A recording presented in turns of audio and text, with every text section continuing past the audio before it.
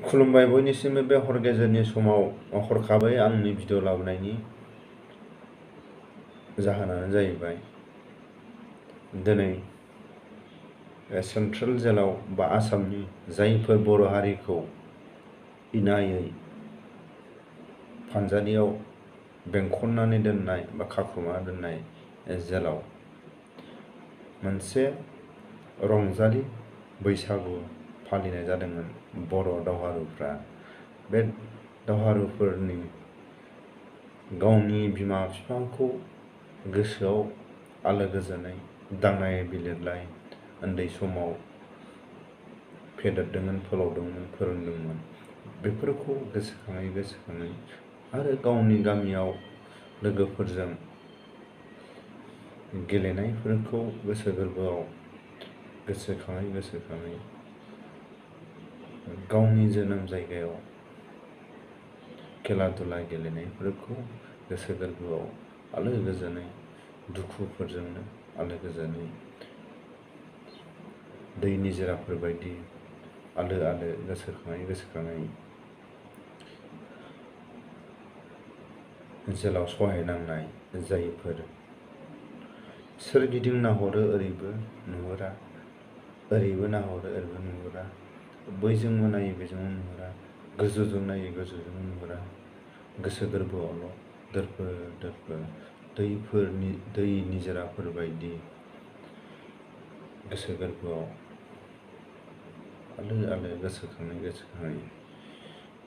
सहायनांनाय जायफोर बिटिआरनि मेन एक्टर बा मेन हिर' बर' हारिनि जायफोर बिर जोहोलावफ्रा दुखु दाहाखौ सहायनानैब्लाबो दिनै सेन्ट्रेल जेलाव दिनैनि बे थारिखआव दान्दिसे गावनि दुखु दाहा सैनांनायखौ दान्दिसे नेवसिनानैब्लाबो बर' हारिनि आसामनि गोदान थारिखआव बा गोदान बैसाग दानाव नेम निथिफोरखौ बैसागु होननानै जोंनि बर' रावाव रंजालि जेरैबो खोनासङो ओरैबो खाम सिफुं जथानि रिंखांनायखौ जेलाव थानानै खोनासंबायसै। नाथाय बै जोहोलावफ्रा जेरैबो खोनासङो ओरैबो खाम जथा सिफुं जथा दामनाय खोनानो मोनला। अब्लाबो बिथांमोनहा बर' हारिनि खाम जथा सिफुंनि हारिमुफोरखौ थैयैनि सिगां जेरावखि थाया बै समावबो बिनि जेब्ला बांलादेशआनो जा, म्यानमारानो जा, भुटानानो जा, जिखुनु जाया खना खनला हाग्रा बंग्राब्लाबो बर' हारिनि मोनफ्रोमबो नेम निथिखौ फालिबोदोंमोन। फालिबोनायनि गेजेरजों सौसिनानैब्लाबो बिटिआर एकर्डखौ बर' हारिनि गेजेराव नुहोदोंमोन। नाथाय बिटिआर एकर्डखौ नुहोसेयावबो दिनै सहायनांबाय। गोदान बोसोराव खोनाया जेरैबो बर' हारिनि खाम जथा सिफुं दामनायनि रिंखांनाय। अब्लाबो दिनै जेल सिङावनो थैनायजों समान महर दंब्लाबो गोसोखौ दिदोम लानानै बैसागु बे प्रग्रामखौ लानायनि सायाव आंनि गोसो गोरबोनिफ्राय हाजासे जेसेबां आंनि गोसो गोरबोआव दङ बा बर' हारिनि जायफोर जेराव थाग्राफोरनि थाखाय एसेबाबो हेफाजाब होगिरि बिथांमोन बा आरज गाबगिरिफोरनि खौसे बोलोखौ लानानै आंनि गोसो गोरबोजोंनो जायफोर जेराव थाग्राफोरनि थाखाय सिबिनाय दं, अननाय दं, बिसोरनि गोसो गोरबोनि बोलोखौ लानानै आङो लोगोसे जेराव थाग्राफोरनि थाखाय आंनि गोसो गोरबोनिफ्राय जासिनाय थायो। अराय सम बिथांमोना बर' हारिखौ, जायफ्रा बर' हारिनि कालचारखौ फानजारि सिङाव दाउ अमाफोरबादि थासेयावबो फालिदों, बेनिफ्राय देरसिन मा दं? बिथांमोना थैनानै थांब्लाबो बिथांमोननि बर' हारिनि जारिमिना अरायबो रोखा रोखा अराय सम सिबिजाबाय थाथों। फानजारि सिंनिफ्राय जाय दावहारुफ्रा थाबैनो गोदान बोसोरनि बयनिबो आर'जआवनो आलो गोजोनै गनांगौ, बेखौ बयबो आलो गोजोनै मोनफ्रोमबो धर्मआव आर'जखौ गाबनानै बिथांमोननि जाहाथे गोसो सोलेराव एसेबाबो हेफाजाब, रायजो राजानि आर'जआ इसोरनि सायाव जायगा मोनथों, बेखौनो आङो बिथांमोननि सायाव आंनि बे हर गेजेरनि आर'जआव आङो हाजासे आङो बिथांमोननि सायाव आर'ज गाबो। दा आङो गुसुङै बुंनो थांनायाव आरो गुवारै फंनैसो आं बुंनो थांनायाव आंनि बुंनायाव गोरोन्थि जायोबा आं हाजासे निमाहा बियो। बे निमाहाया जाहैबाय NDBनि मोनफ्रोमबो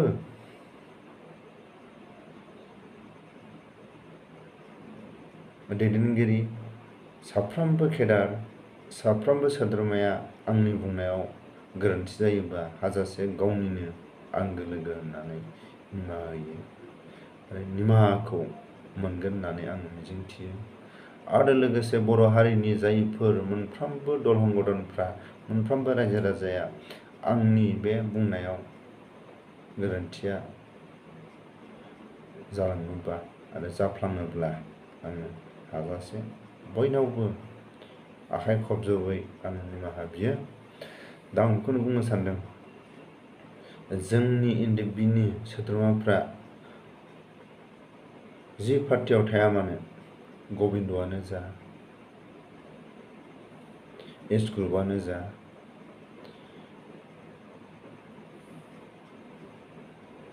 धीरेन बर'आनो जा,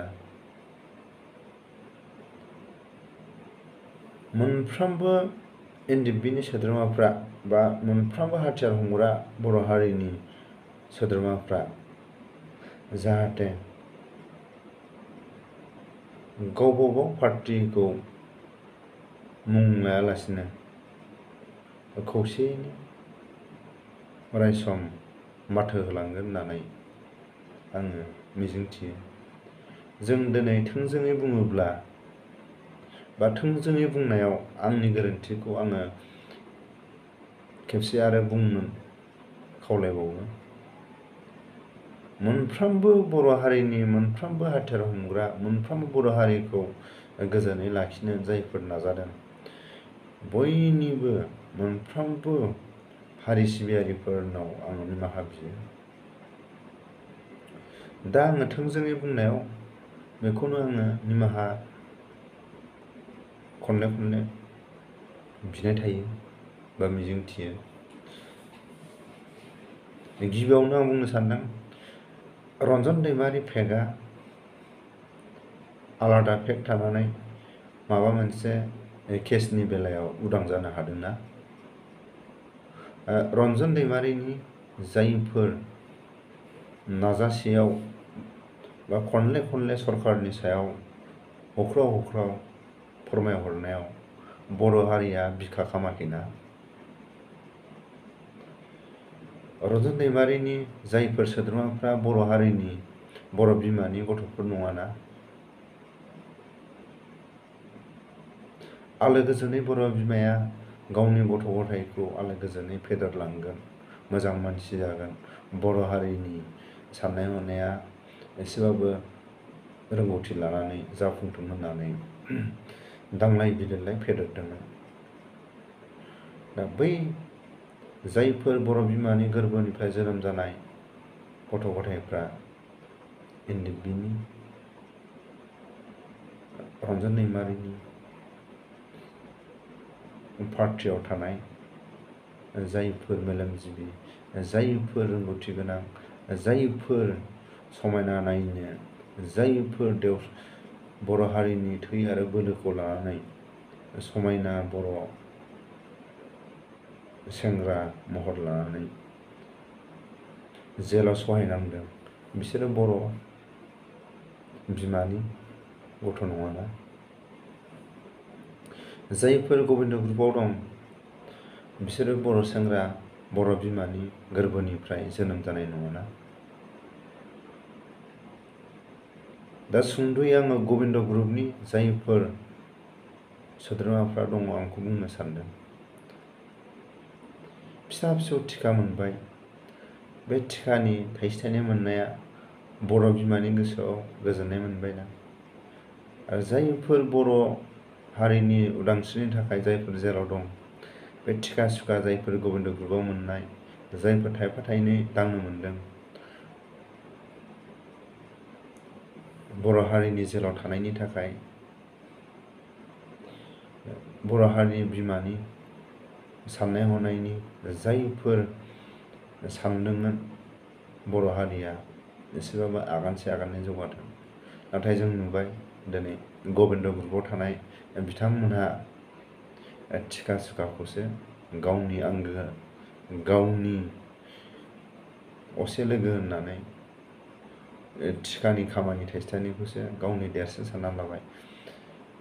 आय होनबाबो, नायनो लुगैबाबो बै समाव हाग्राबारियाव जयै थादोंब्लाबो जायफोर जेलाव थानाय, जायफोर केसाव दङ, गबिन्द ग्रुपनि सोद्रोमाफ्रा एसेबाबो हेफाजाब होनो लुगैयाखैना? दा बेखौसो आङो थोंजोङै बुंनो सानो, डिरेन ग्रुपनि जायफोर सोद्रोमाफ्रा हब्रा एकर्डआ बर' हारिनि थाखाय गोजोननाय नङा, एनडिएफबिफोरनि थाखाय थोजासे एग्रिमेन्ट नङा, जेराव थाग्राफोरनि थाखाय बे एकर्डआ जोंनि थाखाय नङा। डिरेन ग्रुपनि सोद्रोमाफ्रा हर सान हसे हसे बुंदों। बे हसे हसे लामा थारैनो हब्रा बुंनाय जायफोर बर' जोहोलावफ्रा बर' बिमानि गोरबोनिफ्राय जोनोम जानाय नङाना? जायफोर फेरेंगा ग्रुपआव बा फेरेंगा ग्रुपनि सावरायग्रा ग्रुपनि केडारफ्रा, जायफोर सावरायग्रा ग्रुपनि सोद्रोमाफ्रा बर' हारिनिफ्राय थांनाय फिसा नङाना? बिथांमोननि नाजानायावनो जायफोर बै समाव बर' हारिखौ उदां खालायनो लामा थाबायनायाव दाउ अमाफोर बायदि नागिर खाख्रब खुख्रब जेराव लांजानाय बिथांमोनहा सानदोंमोन म्यानमारनिफ्राय फैनानै सावरायग्रा फेरेंगानि दैदेननायाव बर' हारिनि बिदा फंबाय, बर' हारिनि बिमानिफ्राय जोनोम लानाय बिथां सानैयाबो जोंनिनो बिदा फंबाय, जोंनिनो बर' हारिनिफ्राय, बर' बिमानिफ्राय दांनाय बिलिरलाय, बर' बिमानि गोरबोनिफ्राय आहार जानानै देरनानै गियानखौ लानानै बिथांमोना गावनि जोनोम जायगाखौ नागारनानै बांलादेश, म्यानमार, भुटान, थाइलेण्ड सहायनानै फैनानै बर' हारिनि एकर्डआव जायफोर अन्याय लामायाव केस मुं थिसनजादों, जायफोर जेलाव दोनजादों, बिथांमोना बिथां सानैनि सायावनो उदां जासिगोन होननानै हांमा सुरै सुरै जेलनि दरखङाव नाहर हांमा सुरै बे हांमाया दिनैसिम सानानो हर जानानै थानो गोनां जाबाय। दा बेखौनो आं बुंनो सानदों, दैदेनगिरिफोरनि मोनफ्रोमबो दैदेनगिरिफ्रा दिनै राजनितिखौनो देरसिन साननानै लाबाय।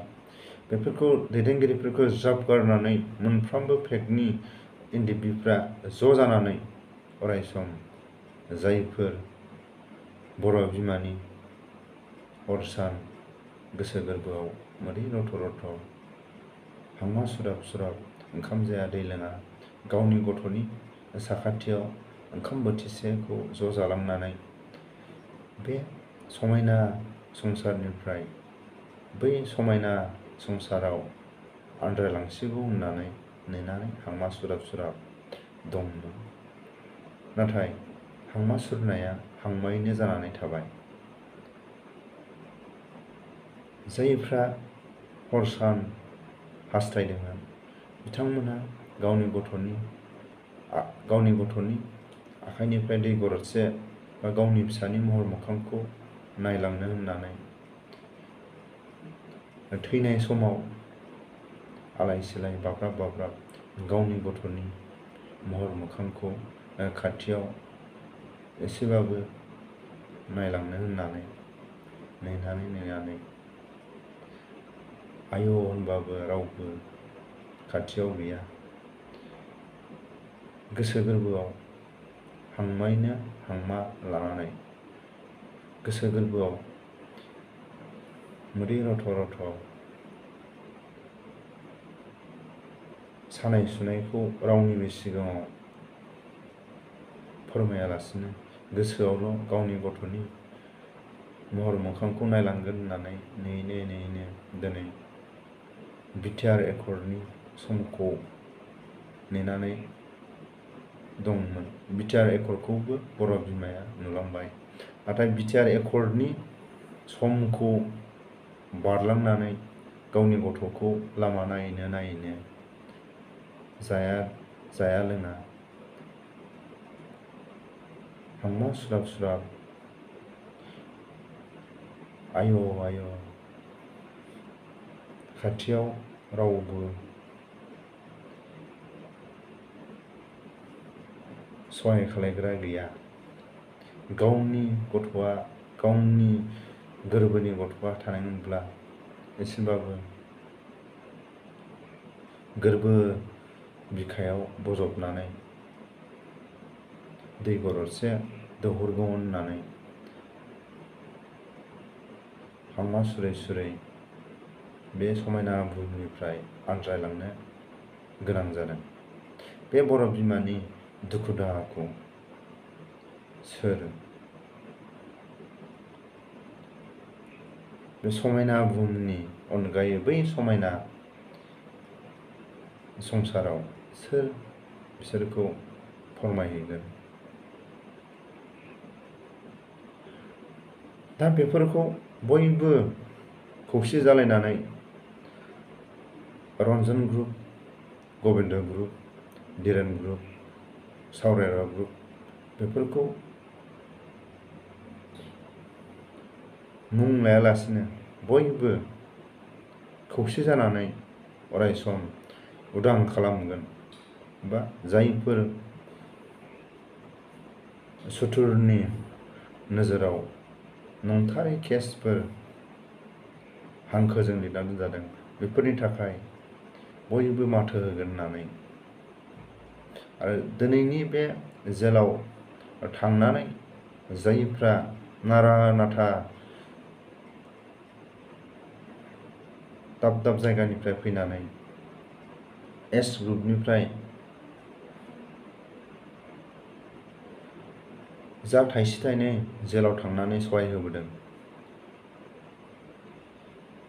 दिनै एस ग्रुप, रन्जन ग्रुप, सोरबा गबिन्द ग्रुप, सोरबा धीरेन ग्रुप बे मुंखौ लायालासिनो गासिबो जों एनडिएफबिआनो बेखौ बयबो गोसो गोरबोआव बुंलायो आरो नाजालायो। दिनै एस ग्रुपनिया एसेखिनि होबोबाय नाथाय एस ग्रुपनियानो होबोदों बे जोंनिनो बर' फंबाय बिदा जोंनिनो दैदेनगिरि जोंनिनो माखासे जुनियर सिनियर बिथांमोनानो होबोदों। बिथांमोननि जायफ्रा दिनै जेलाव थांनानै थाइसे थाइनै सहाय होना फैदों बिथांमोननि थाखाय आंनि गोसो गोरबोनिफ्राय हाजासे साबायखर, हाजासे बिसोरनि सायाव आंनि गोसो गोरबोनिफ्राय साबायखर आङो होयो। आरो जायफ्रा बयबो दिनैनि बे हाबाफारियाव बाहागो लादों बिथांमोननि उदांनि थाखाय माथो होयो बेखौनो आङो हास्थायो।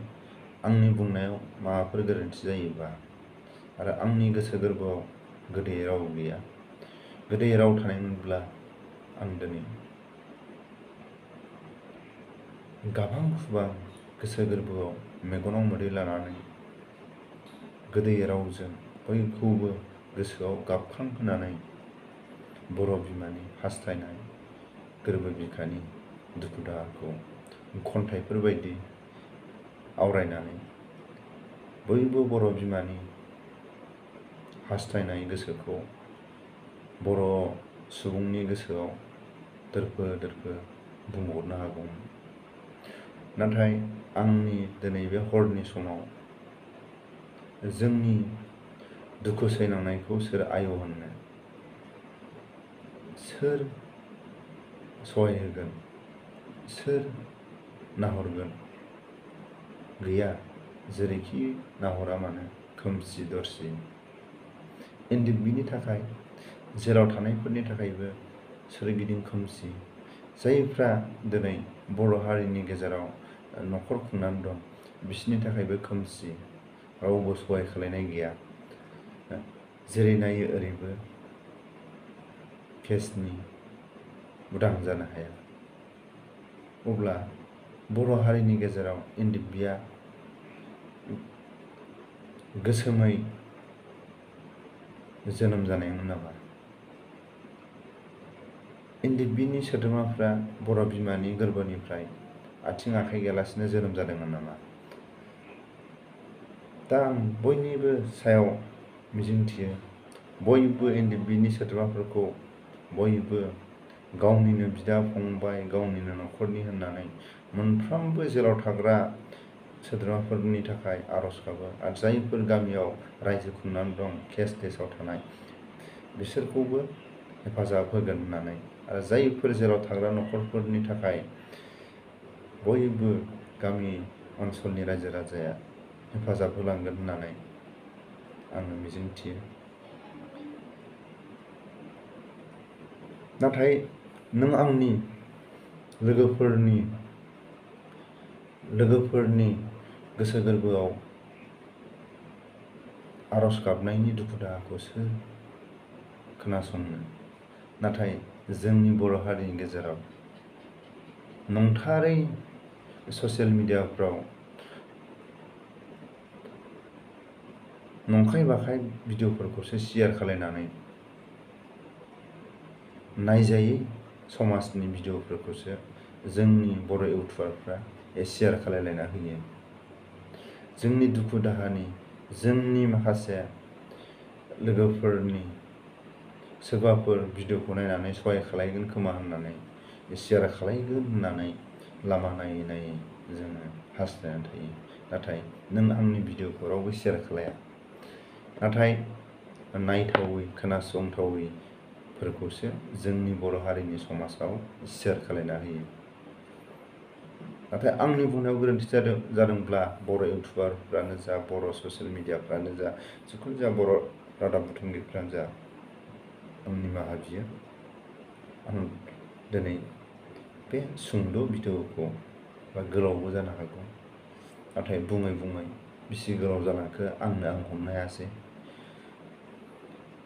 अराय सम बर' हारिनि जायफोर बिटिआरनि मेन एक्टरफ्रा जेलावनो थैनांगोन नामा? जेलाव थानानै बिमा बिफाया थैनानै थांनांगोन नामा? गावनि गामि जोनोम जायगाखौ मालाबाबो नुफैनाय नंला नामा? बेफोर गासिबो बर' हारिनि, मोनफ्रोमबो बर' इन्दिबिनि मोनब्रै फेक्सननि सायाव होननानै आं हास्थायो। दा बेखौनो आङो मिजिंथियो। जै इन्दिबि, बर' हारिनि जै।